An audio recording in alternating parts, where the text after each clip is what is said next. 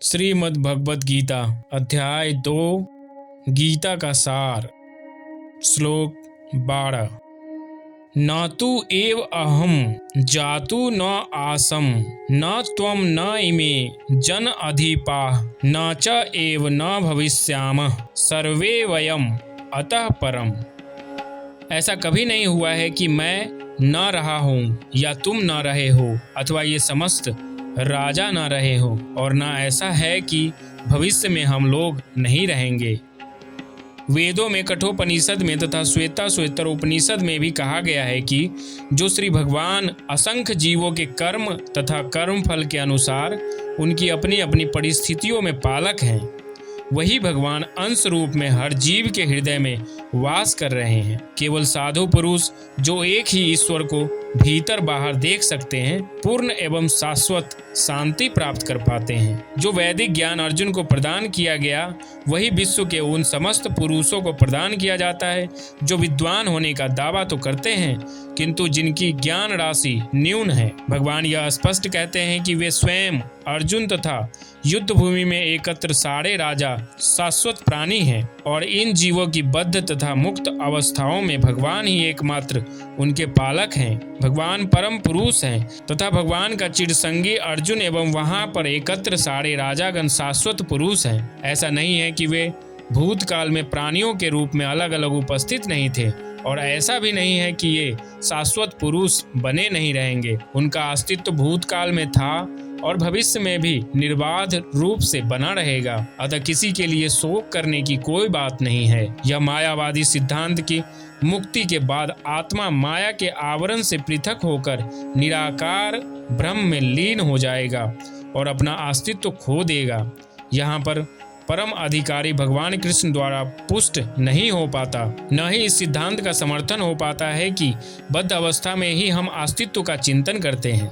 यहाँ पर कृष्ण स्पष्टता कहते हैं कि भगवान तथा अन्यों का अस्तित्व भविष्य में भी अक्षुण्ण रहेगा, जिसकी पुष्टि उपनिषदों द्वारा भी होती है। कृष्ण का यह कथन प्रामाणिक है क्योंकि कृष्ण मायावश्य नहीं है। यदि अस्तित्व तथ्य न होता तो फिर कृष्ण इतना बल क्यों देते, और वह भी भविष्य के लिए। मायावादी यह तर्क कर सकते हैं कि कृष्ण द्वारा कथित अस्तित्व आध्यात्मिक न होकर भौतिक है। यदि हम इस तर्क को कि अस्तित्व भौतिक होता है स्वीकार कर भी लें, तो फिर कोई कृष्ण के अस्तित्व को किस प्रकार पहचानेगा। कृष्ण भूतकाल में भी अपने अस्तित्व की पुष्टि करते हैं और भविष्य में भी अपने अस्तित्व की पुष्टि करते हैं।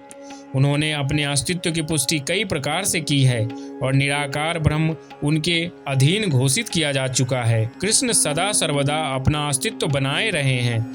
यदि उन्हें सामान्य चेतना वाले सामान्य व्यक्ति के रूप में माना जाता है तो प्रामाणिक शास्त्र के रूप में उनकी भगवद गीता की कोई महत्ता नहीं होगी। एक सामान्य व्यक्ति मनुष्य के 4 अवगुणों के कारण श्रवण करने योग्य शिक्षा देने में असमर्थ रहता है। गीता ऐसे साहित्य से ऊपर है।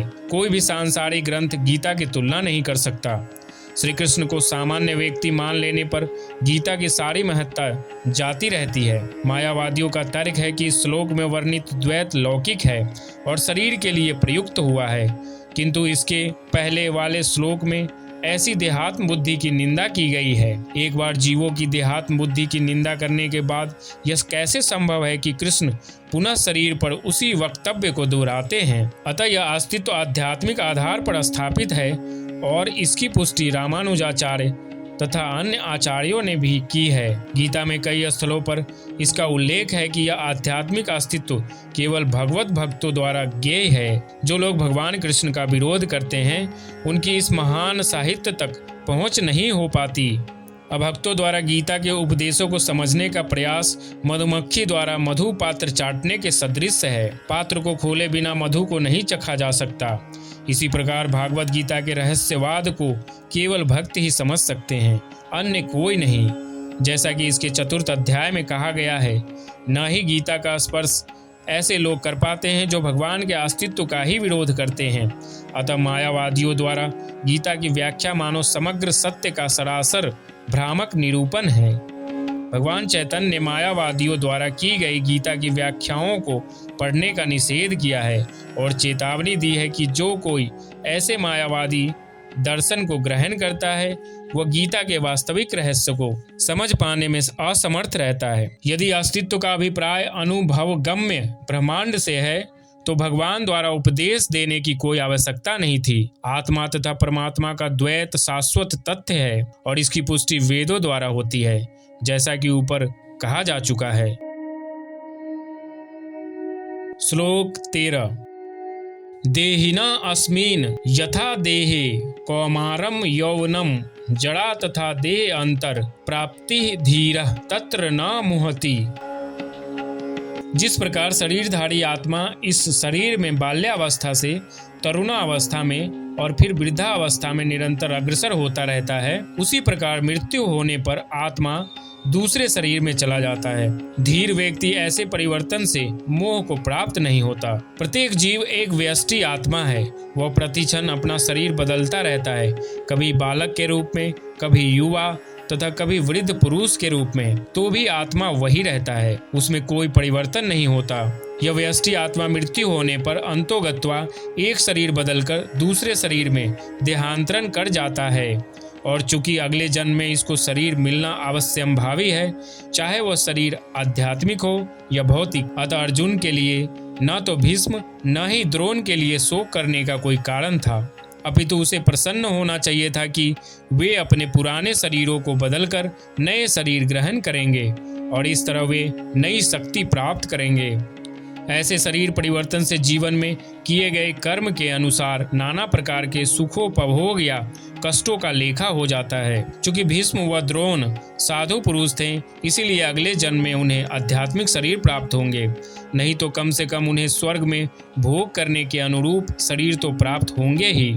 अतः दोनों ही दशाओं में शोक का कोई कारण नहीं था। जिस मनुष्य को व्यष्टि आत्मा, परमात्मा तथा भौतिक और आध्यात्मिक प्रकृति का पूर्ण ज्ञान होता है, वह धीर कहलाता है। ऐसा मनुष्य कभी भी शरीर परिवर्तन द्वारा ठगा नहीं जाता।